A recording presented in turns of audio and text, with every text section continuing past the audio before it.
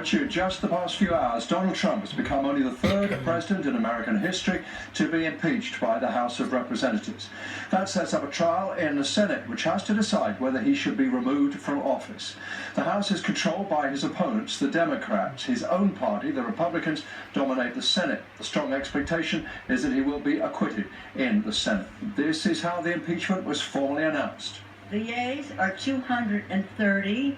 The nays are 197. Present is 1.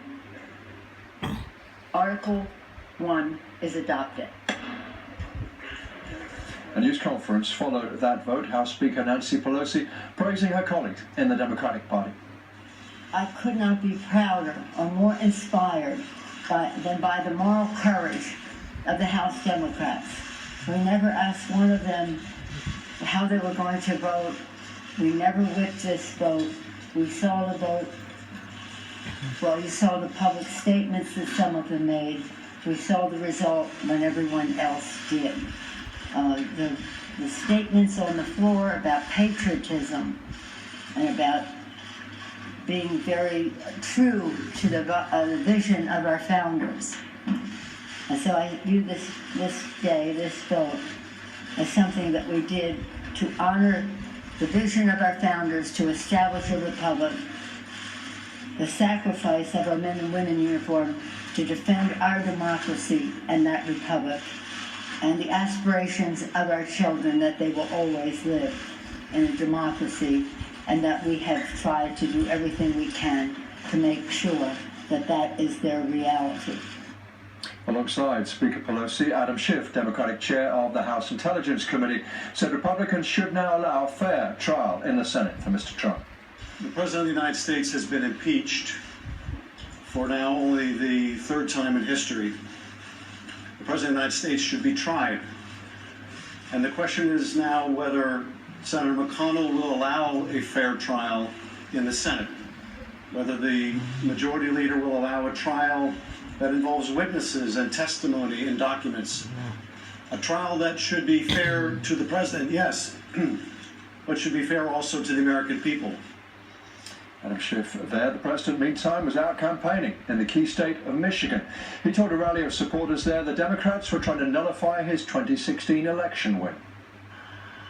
So yesterday I sent Pelosi a letter denouncing and condemning her party's outrageous abuse of power. That's what it is.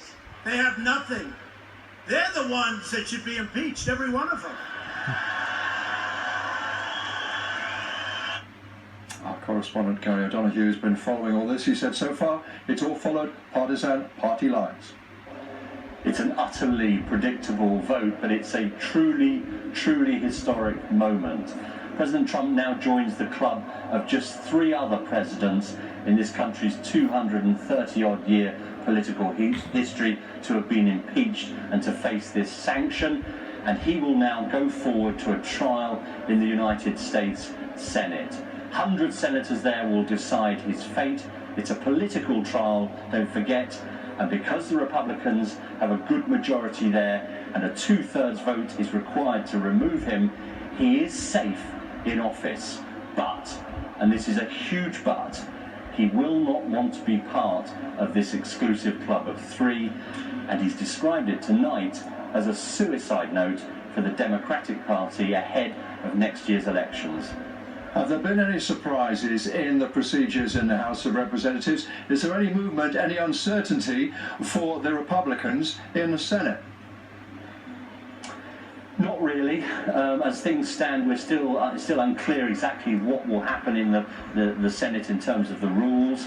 There's opposition to any witnesses appearing from the leadership of the Republican Party there. There's a question of whether or not the Secretary of State might give evidence there. But the key thing is that the Senate decides its own rules for the trial. It only has 2 stipulations it has to follow. One is that the Chief Justice of the Supreme Court presides over the trial, and the second stipulation is that a 2/3 majority is needed to remove a president. After that, they can make up the rules as they please. But after Christmas, after the holidays, we will see that trial unfold in January. Again, another moment in American history.